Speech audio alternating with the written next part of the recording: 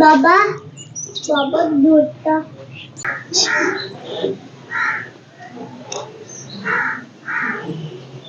करामत इनकी ये है कि एक मरतबा जब माई साहबा के पीर और मुर्शिद बाबा कमला सरकार जब सहरी के वक्त उठे। बिस्मिल्लाहिर्रहमानिर्रहीम, अस्सलाम वालेकुम। अल्लाह पाक के फजल करम मेहरबानी और इस उम्मीद के साथ कि आप सारे बखैर होंगे, शुरू करते हैं आज का वीलॉग। आज जुमातुल मुबारक है और तारीख है 13 जनवरी 2023। इस वक्त मैं अपने ऑफिस में मौजूद हूँ। आप सबको जुमा की बहुत बहुत मुबारक हो। तो आज हमने ज़िला कोटली तहसील खैरटा की मशहूर व मारूफ दरबार माई तोती साहिबा रहमतुल्लाह ताला अलैही की जनाब में हाज़िरी देनी है। आपको दरबार माई तोती साहिबा रहमतुल्लाह ताला अलैही के जो रोज़ा है उसका दीदार भी करवाएंगे और मज़ीद भी आपसे बातें होंगी माई साहिबा के हवाले से। तो चलिए चलते हैं दरबार माई तोती साहिबा रहमतुल्लाह ताला अलैही की दरगाह पे। जी, तो हम दरबार माई तोती साहिबा रहमतुल्लाह ताला अलैही की दरगाह पे पहुंचा है और अभी हम अंदर चलेंगे, आपको थोड़ा सा व्यू भी करवाते हैं दरबार का। सभी हेलो बोलो। हाँ जी, सभी और शामिर भी मेरे साथ हैं।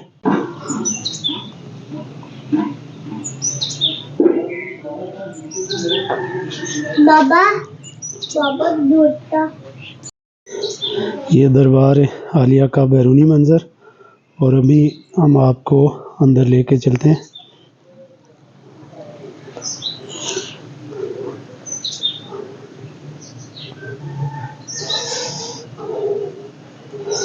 ये दरबार आलिया माई तोती साहिबा रहमतुल्लाह ताला अलैही।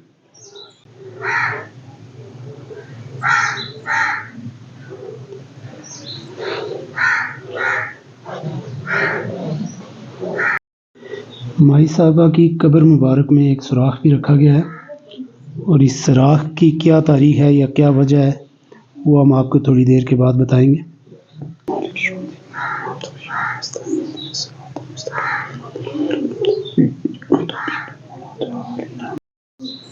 अंदरूनी मंजर मैंने आपको दिखा दिया, अभी ज़रा बाहर से मैं आपको दिखा देता हूँ।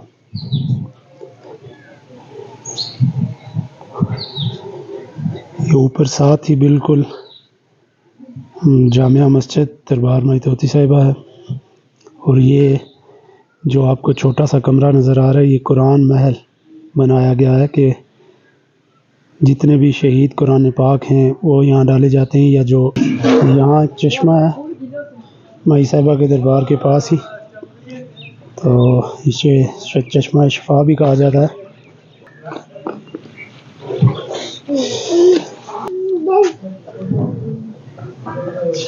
यहाँ जो खादमीन हैं दरबार आलिया के वो मौजूद हैं।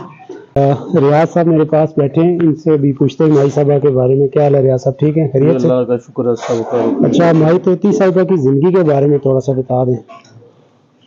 बिस्मिल्लाहिर्रहमानिर्रहीम।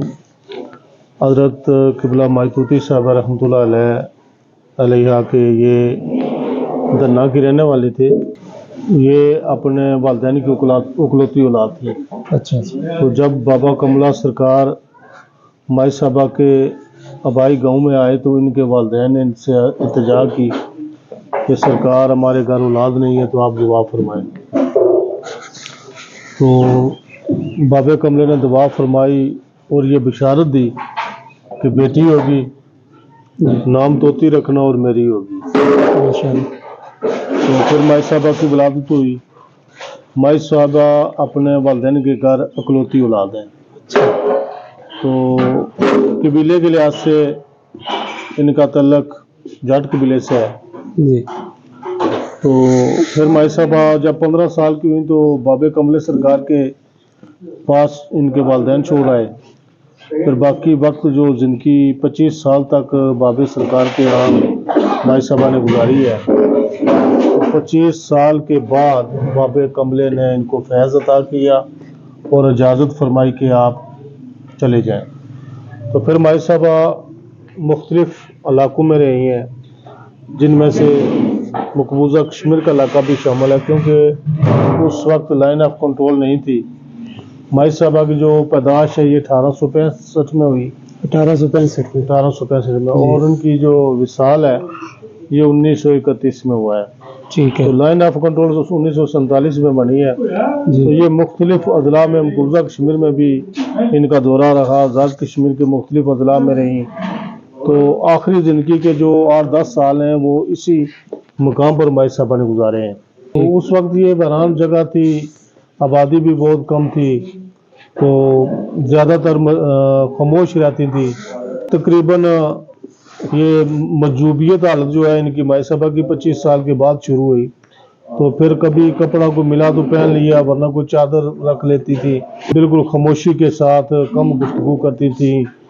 تو لوگ آتے جاتے تھے تو جب ضرورت محسوس کرتی تو بولتی تھی، ورنہ وہ خاموش طبع تھی۔ تو یہاں پر ایک چٹو بھی آپ نے دیکھا ہوگا کہ وہ مائی صاحبہ نے ادھر بنایا تھا، اس میں پانی ڈالتی تھیں۔ جو بھی بیمار آتا تو بیماری کا ذکر کرتا تو مائی صاحبہ کہتی تھی کہ چٹو سے پانی پئیں۔ یہ جو چشمہ جو ساتھ بنا ہوا ہے وہ الگ ہے؟ نہ، یہ جو چشمہ گولائی میں بنا ہوا ہے، اچھا، یہ جو جہاں سامنے پانی پیے تو اس میں خود پانی ڈالتے تھے۔ آج بھی ہم خود ہی پانی ڈالتے ہیں، اور دور دراز تک، بیرون ملک تک یہ پانی لوگ لے کر جاتے ہیں۔ ٹھیک ہے، درد، چنبل یا اس طرح کی مختلف بیماریوں میں یہ شفا یاب لگاتے بھی ہیں اور پیتے بھی ہیں۔ جی تو اللہ تعالیٰ نے اس میں شفا رکھی ہے، کیونکہ مائی صاحبہ کے ساتھ اس پانی کی نسبت ہے۔ جی تو بے شمار لوگ فیضیاب ہو رہے ہیں اس پانی سے بھی۔ کرامتیں بھی بے شمار ہیں مائی صاحبہ کی۔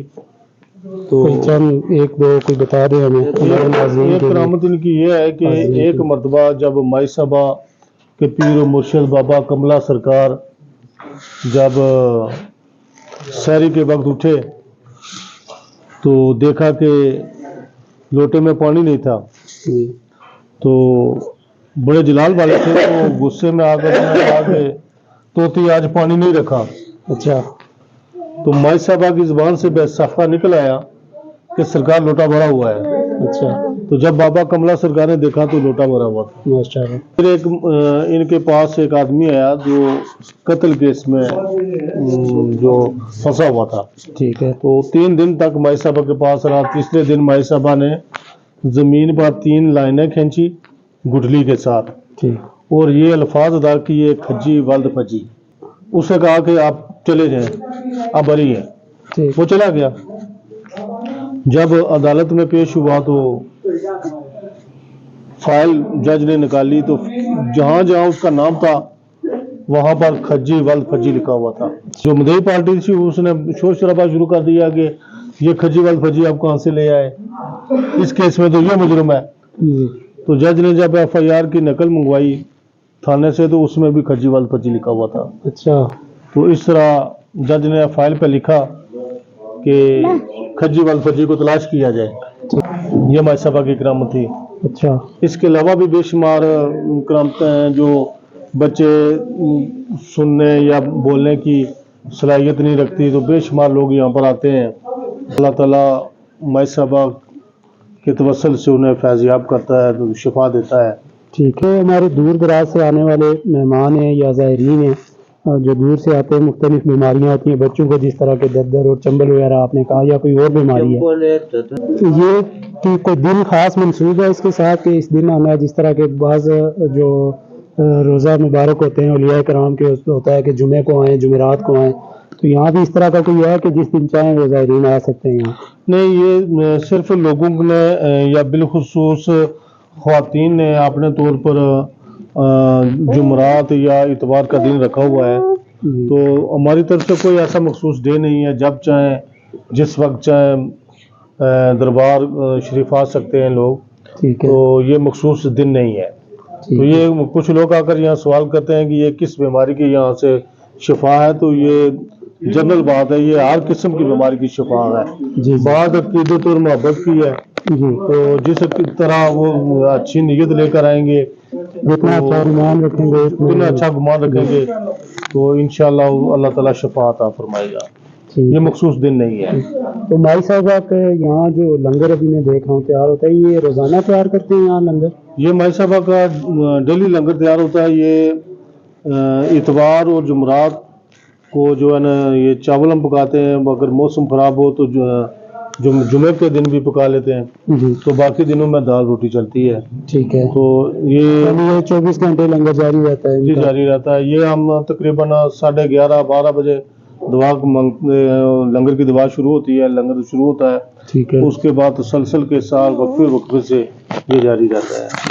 بھائی صاحبہ کا کوئی سالانہ عرس وغیرہ بھی ہوتا ہے یا؟ بھائی صاحب الحمدللہ سالانہ عرس جو ہوتا ہے یہ 23-24 مارچ کو ہوتا ہے۔ ٹھیک ہے، سرکاری سطح پر یہ عرس کی تقریب منعقد کی جاتی ہے۔ 23 مارچ کو رات کو محفل کا اہتمام کیا جاتا ہے، پھر بعد از محفل لنگر کا اہتمام بھی ہوتا ہے۔ 24 مارچ کو جو ہے نا صبح تقریباً 10-10:30 بجے لنگر کی دعا ہو جاتی ہے، اس کے بعد اختتامی دعا جو محفل کی ہے وہ تقریباً 12 بجے بھی ہو جاتی ہے۔ تو چونکہ ایک طرف لنگر جاری رہتا ہے، ایک طرف ساتھ ساتھ محفل بھی جاری ہوتی ہے۔ یہ محکمہ اوقاف کی طرف سے یہ لنگر اس کا جو ہے بہترین انتظام کیا جاتا ہے، اور محکمہ کی یہ کوشش ہوتی ہے کہ ہر سال جو ہے نا بہتر سے بہتر اہتمام کیا جائے۔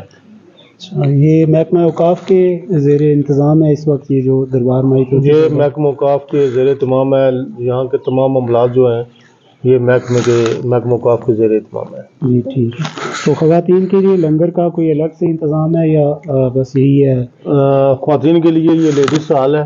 اچھا، لیڈیز ہال میں جو ہے نا خواتین کو لنگر تقسیم کیا جاتا ہے، کہ کوئی فیملی والے آتے ہیں تو ان کو الگ بٹھایا جاتا ہے۔ اچھا، کوئی نظر نیاز کرنا چاہے جس طرح کے چاول پکا کے تقسیم کر دینا یا کوئی بکرا وغیرہ ذبح کر کے وہ تقسیم کر دینا، تو زائرین وہ ساتھ لے کے آئیں یا یہاں بھی یہ چیزیں یہ سہولتیں موجود ہیں کہ مثلا؟ بھائی صاحب کے پڑوس میں ایک بازار ہے جہاں پر ہر چیز دستیاب ہے۔ ٹھیک ہے، تو جو زائرین خود لنگر کا اہتمام کرتے ہیں وہ اپنا تمام راشن جو ہے وہ چاول جس طرح کی وہ دیگ پکانا چاہتے ہیں وہ اپنا سامان خود خرید کرتے ہیں۔ تو یہاں پر اب ہمارے جو ملازمین ہیں وہ ان کی معاونت کرتے ہیں پکانے میں، تو وہ پکا کر دیتے ہیں اور زائرین وہ تقسیم کر دیتے ہیں، کچھ ساتھ لے کر جاتے ہیں، کچھ ادھر ہی تقسیم کر دیتے ہیں۔ مائی صاحبہ کی قبر مبارک میں ہم نے دیکھا کہ ایک شگاف رکھا گیا ہے، تو اس سوراخ کا کیا مطلب ہے اور وہ کیوں رکھا گیا، اس کے بارے میں آپ کیا کہتے ہیں؟ یہ مائی صاحبہ کی جب وصال ہوا ان کی قبر بنائی گئی تو کہتے ہیں کہ یہ قبر جب بنائی گئی تو قبر سوراخ والی جگہ سے جو قبر یہ پھٹ گئی تھی۔ اچھا، اس کو شگاف پڑ گیا تھا، تو دوسرے دن اس کو پھر مرمت کیا گیا، تو صبح دن دیکھا تو پھر وہ شگاف پڑا ہوا تھا، حتیٰ کہ 3 دن تک ایسا ہی ہوتا رہا۔ پھر اس وقت جو بزرگ قدیم تھے ان کو مائی صاحبہ خواب میں آئے تو ان کو بتایا کہ یہ میری دنیا کی جو ہوا ہے اس کو بند نہ کریں، تو پھر یہ سوراخ رکھا گیا ہے۔ اچھا، اس حوالے سے یہ سوال رکھا گیا۔ تو یہ گوڑا جو مصطفیٰ موڑ میں جو آپ ذکر کر رہے ہیں وہاں پر بھی مائی صاحبہ کی بیٹھک ہے، وہاں پر ایک جگہ ہے جس کو ڈاڈی ڈاو کے نام سے مشہور ہے۔ تو ڈاڈی ڈاو کے مقام پر یہ کچھ لوگوں کا کہنا ہے کہ مائی صاحبہ وہاں چلا وغیرہ انہوں نے کیا ہے تو وہاں جایا کرتی تھی، تو وہاں پر بھی زائرین آتے جاتے رہتے ہیں بے شمار۔ اچھا، وہ ڈاڈی ڈاو جو کہ مشہور ہے کہ گلڑ وغیرہ ہو کسی کو تو بس اس طرح کے۔ ٹھیک ہے، ٹھیک ہے۔ لنگر کھا لیا جی محمد شامیر نے، محمد صدی نے، اور ہماری بات چیت بھی ہوگی ہے ریاض صاحب سے، میرے ساتھ جنید صاحب بھی ہیں، میرے عزیز بھی ہیں اور میرے کلاس فیلو بھی۔ ریاض صاحب میں آپ کا شکر گزار ہوں، باقی بھی احباب کا جو ہمارے ساتھ اس وقت یہاں بیٹھے ہوئے ہیں، اور میں امید کرتا ہوں کہ آپ سب کو یہ ویڈیو پسند آئے گی، اور اگر آپ کو پسند آئے تو اسے دوستوں کے ساتھ بھی شیئر کیجیے گا۔ شکریہ، اپنا خیال رکھیے گا۔ السلام علیکم ورحمۃ اللہ۔